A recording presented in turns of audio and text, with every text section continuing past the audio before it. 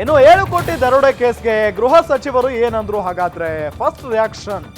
ನಗರದಲ್ಲಿ ನಡೆದ 7 ಕೋಟಿ ದರೋಡೆ ಬಗ್ಗೆ ಮಾಹಿತಿ ಸಿಕ್ಕಿದೆ. ಎಟಿಎಂಗೆ ಹಣ ತಂದು ಹಾಕುವ ಮಾಹಿತಿ ಕೊಟ್ಟಿದ್ಯಾರು? ಹಣ ಹಾಕುವವರಲ್ಲಿ ಯಾರಾದ್ರೂ ಇದ್ದಾರೋ ಇಲ್ವೋ ಗೊತ್ತಿಲ್ಲ. ಈ ಪ್ರಕರಣವನ್ನ ಗಂಭೀರವಾಗಿ ತೆಗೆದುಕೊಂಡಿದ್ದೇವೆ. ಬಂದಿರೋ ವೆಹಿಕಲ್ನಲ್ಲಿ ಹಣ ತೆಗೆದುಕೊಂಡು ಹೋಗಿದ್ದಾರೆ. ಕೆಲವು ಮಾಹಿತಿ ಸಿಕ್ಕಿದೆ, ಅದೆಲ್ಲವನ್ನು ಕೂಡ ಹೇಳೋದಕ್ಕಾಗಲ್ಲ.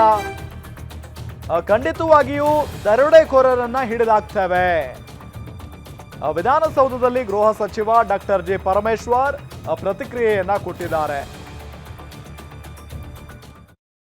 ದರೋಡೆ ಆಗಿದೆ. ಎಟಿಎಂ ತಪ್ಪಿದ ಹಣನ CMS ವಾಹನದಿಂದ ದರೋಡೆ ಮಾಡಿದ್ದಾರೆ. ಏನಿದೆ ಸರ್? ಇಲ್ಲ, ದರೋಡೆ ಈಗ ನಮಗೆ ಇನ್ಫಾರ್ಮೇಷನ್ಸ್ಗಳು ಸಿಕ್ಕಿದ್ದಾವೆ. ಆದಷ್ಟು ಶೀಘ್ರವಾಗಿ ಅವ್ರನ್ನ ಹಿಡಿತೇವೆ. ಆಗಬಾರ್ದಿತ್ತು. ಯಾರು ಇದಕ್ಕೆ ಕಾರಣಕರ್ತರು ಏನು, ಅವರು ಹಣ ತೊಗೊಂಬಂದು ATMಗಳಿಗೆ ಹಾಕುವಂಥದ್ದು ಆ ಇನ್ಫಾರ್ಮೇಷನ್ ಹೆಂಗಿತ್ತು, ಯಾರು ಇನ್ಫಾರ್ಮೇಷನ್ ಅವ್ರಿಗೆ ಕೊಟ್ಟಿದ್ದಾರೆ ಮತ್ತು ಅವರಲ್ಲಿ ಯಾರಾದರೂ ಇದ್ದಾರೋ ಇಲ್ವೋ ಗೊತ್ತಿಲ್ಲ ನಮಗೆ. ನಾವು ಸೀರಿಯಸ್ ಆಗಿ ತೊಗೊಂಡು ಇದನ್ನು ಮಾಡ್ತಾಯಿದ್ದೀವಿ. ಮತ್ತಷ್ಟು ಲೀಡ್ಸ್ ಸಿಕ್ಕಿದೆ. ವೆಹಿಕಲ್ಲು, ಅವರು ಬಂದಿರೋ ವೆಹಿಕಲ್ಲು ಇವ್ರ ವೆಹಿಕಲ್ಲಿಂದ ಹಣ ತೊಗೊಂಡು ಆ ವೆಹಿಕಲ್ಸ್ನ ತೊಗೊಂಡು ಹೋಗಿದ್ದಾರೆ. ಸೊ ಇದೇ ವಿಚಾರಕ್ಕೆ ಸಂಬಂಧಪಟ್ಟಂತೆ ಡೀಟೇಲ್ಸ್ ಕೊಡ್ತಾರೆ ನಮ್ಮ ಕ್ರೈಮ್ ರಿಪೋರ್ಟರ್ ಗಿರೀಶ್. ನೇರ ಸಂಪರ್ಕದಲ್ಲಿ ಜಾಯಿನ್ ಆಗಿದ್ದಾರೆ. ಗಿರೀಶ್, ಈ ವಿಚಾರ ಇಡೀ ಬೆಂಗಳೂರನ್ನೇ ಇವತ್ತು ನಡುಗಿಸಿರೋದು. ಸದ್ಯದ ಮಾಹಿತಿ ಏನಿದೆ? ಯಾವ ರೀತಿಯಾದಂತಹ ಕಾರ್ಯಾಚರಣೆಯನ್ನ ನಮ್ಮ ಪೊಲೀಸ್ ಇಲಾಖೆ ನಡೆಸ್ತಾ ಇದೆ?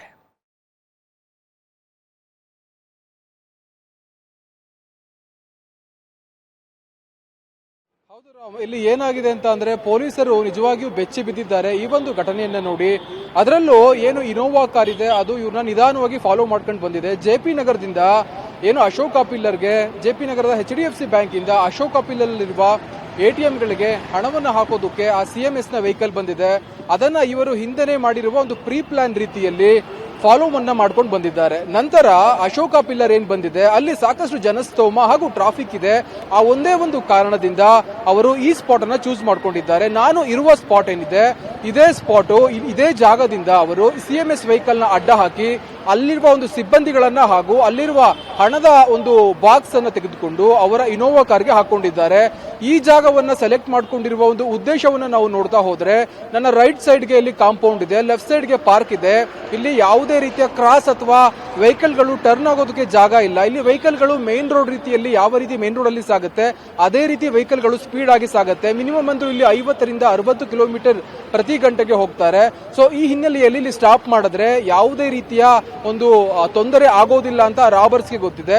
ಆ ಹಿನ್ನೆಲೆಯಲ್ಲಿ ಅವರು ಇಲ್ಲಿ ಒಂದು ಸ್ಪಾಟ್ ಅನ್ನ ಸೆಲೆಕ್ಟ್ ಮಾಡ್ಕೊಂಡು ಸ್ಟಾಪ್ ಮಾಡಿ ಇಲ್ಲಿಂದ ತುಂಬಿಕೊಂಡು ಹಣವನ್ನಾಗಲಿ ಮತ್ತೆ ಅಲ್ಲಿರುವ ಸಿಬ್ಬಂದಿಗಳನ್ನಾಗಲಿ ತೆಗೆದುಕೊಂಡು ಕರ್ಕೊಂಡು ಅವರ ಇನೋವಾದಲ್ಲಿ ಡೈರಿ ಸರ್ಕಲ್ಗೆ ಹೋಗಿರೋದ್ರಿಂದ ಆ ಸ್ಪಾಟ್ ಯಾವ ರೀತಿಯಾಗಿದೆ, ಆ ದರೋಡೆಕೋರರು ಹೇಗೆ ಬಂದ್ರು, ಯಾವ ರೀತಿಯಾಗಿ ದರೋಡೆ ಮಾಡಿದ್ರು ಅನ್ನೋದನ್ನ ವಿವರಿಸ್ತಾ ಹೋಗ್ಬೋದಾ? ಸ್ಪಾಟ್ ನ ತೋರಿಸ್ತಾ.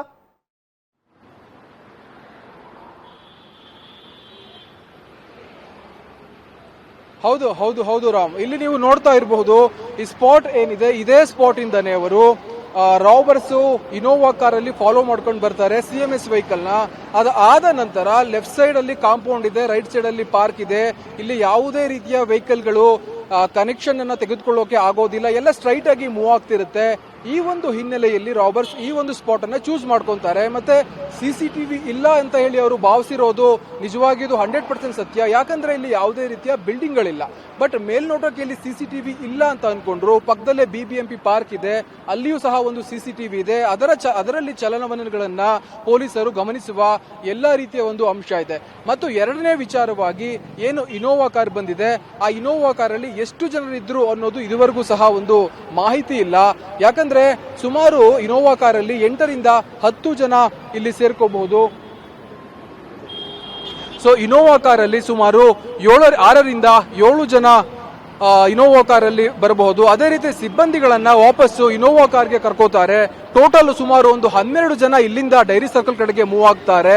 ಅವರು ಅಂದುಕೊಂಡ ರೀತಿಯಲ್ಲಿ ಎಲ್ಲವೂ ಆಗಿದ್ದೇ ಆಗಿದ್ರೆ ಖಂಡಿತವಾಗಿಯೂ ಅವರು ಕಾರಲ್ಲಿರುವ ಡಾಕ್ಯುಮೆಂಟ್ಗಳ ಸಮೇತ ಸಿಬ್ಬಂದಿಗಳನ್ನ ಹೆದರಿಸಿ ಕರ್ಕೊಂಡು ಹೋಗಿರುವ ಎಲ್ಲ ಸಂಭವಗಳು ಇದೆ. ಮತ್ತೆ ಇದನ್ನ ಇನ್ನೂ ನಾವು ಮುನ್ನೆಲೆಗೆ ತಂದು ನೋಡೋದಾದ್ರೆ ಏನು ಸಿಬ್ಬಂದಿಗಳಿದ್ದಾರೆ, CMS ಸಿಬ್ಬಂದಿಗಳು, ಆ ಸಿಬ್ಬಂದಿಗಳು ಏನು ಮಾಡ್ತಾ ಇದ್ರು ಅನ್ನೋದು ಸಹ ಇಲ್ಲಿ ಮ್ಯಾಟರ್ ಆಗುತ್ತೆ ಅಂತಾನೆ ಹೇಳ್ಬೋದು. ಯಾಕೆ ಅಂತ ಅಂದ್ರೆ ಇಬ್ಬರು ಗನ್ಮ್ಯಾನ್ಗಳಿದ್ದು ಸಮೇತ, ಒಬ್ಬ ಸಿಬ್ಬಂದಿ ಇದ್ದು ಸಮೇತ, ಒಬ್ಬ ಡ್ರೈವರ್ ಇದ್ರು, ಇವರು ಏನನ್ನು ಮಾಡಕ್ಕೆ ಆಗ್ಲಿಲ್ವಾ ಅನ್ನೋದು ಸದ್ಯದ ಪ್ರಶ್ನೆ ಆಗಿದೆ. ರಾಮ್, ಗಿರೀಶ್, ಈ ಒಂದು ವಿಚಾರ ಇದೆಯಲ್ಲ, ಎಸ್ ಥ್ಯಾಂಕ್ ಯು ತಮ್ಮೆಲ್ಲ ಮಾಹಿತಿಗಾಗಿ. ಗಮನಿಸ್ತಾ ಇದ್ದೀವಿ. ಹೌದು, ಈಗ ಆ ಸಿಬ್ಬಂದಿಗಳ ಮೇಲೆ ಸಿಕ್ಕಾಪಟ್ಟೆ ಅನುಮಾನ ಅಂತೂ ಇದ್ದೇ ಇದೆ. ಯಾಕೆ ಸಡನ್ ಆಗಿ ಸಂಬಂಧಪಟ್ಟಂಥ ಅಧಿಕಾರಿಗಳಿಗೆ ಇದರ ಬಗ್ಗೆ ಮಾಹಿತಿಯನ್ನು ಕೊಡಲಿಲ್ಲ ಅನ್ನೋ ಒಂದು ಪ್ರಶ್ನೆಯೂ ಕೂಡ ಇದೆ. ನೋಡಿ, ಅಲ್ಲಿ ಈಗ ಸಿಬ್ಬಂದಿ ಬಂದಿದ್ದಾರೆ.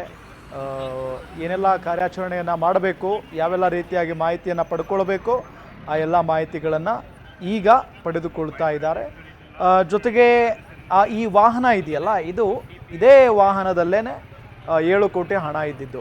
ಸೊ ಆ ನಿಟ್ಟಿನಲ್ಲಿ ಈ ವಾಹನವನ್ನು ಫಾಲೋ ಮಾಡ್ಕೊಂಡು ಬಂದು ವಾಹನವನ್ನು ನಿಲ್ಲಿಸಿ ಅಡ್ಡಗಟ್ಟಿ ಸಿಬ್ಬಂದಿಗೆ ಹೆದರಿಸಿ ಹಣವನ್ನು ಲೂಟಿ ಮಾಡ್ಕೊಂಡು ಹೋಗಿದ್ದಾರೆ, ದರೋಡೆ ಮಾಡ್ಕೊಂಡು ಹೋಗಿದ್ದಾರೆ ಅನ್ನೋದು ಗೊತ್ತಾಗ್ತಾ ಇರುವಂಥ ಸಂಗತಿ.